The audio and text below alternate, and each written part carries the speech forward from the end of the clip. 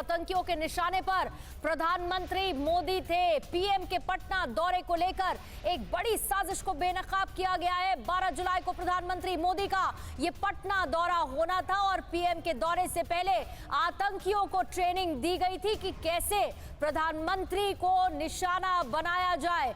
पटना के फुलवारी से पीएफआई के 2 सदस्य गिरफ्तार किए गए, यानी बाकायदा ट्रेनिंग दी गई और प्रधानमंत्री का ये पटना दौरा होना था, जिससे पहले ये बड़ा एक्सपोजे है, ये दस्तावेज मिले हैं जिससे बड़ा खुलासा हुआ है। 12 जुलाई को जब प्रधानमंत्री मौजूद होते पटना में, उस वक्त उन्हें टारगेट किया जाना था, उन्हें निशाना बनाया जाना था और इसी को लेकर ये बड़ा खुलासा हुआ है। इसके साथ ही पीएफआई के 2 सदस्यों की गिरफ्तारी भी हुई है।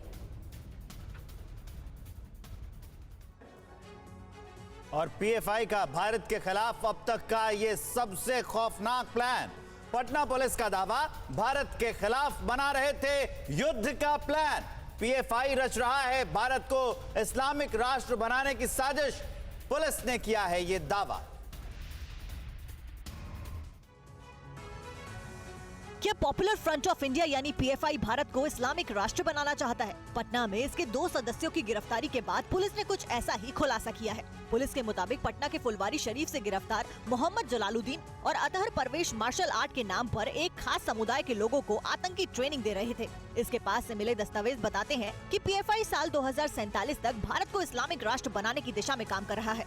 Popular Front of India is confident that even if 10% of the total Muslim population rally behind it, अगर पूरी मुस्लिम जनसंख्या का 10% भी पीएफआई के साथ आ जाता है, PFI would subjugate the coward majority community। उसके बाद पीएफआई जो बहुसंख्यक, कमजोर और डरपोक समुदाय है, उसको उनके घुटने पे लाएगी and bring back the glory और इनको इस्लाम में दाखिल कराया। खास बात यह है कि जलालुद्दीन झारखंड पुलिस में भी सब इंस्पेक्टर रह चुका है।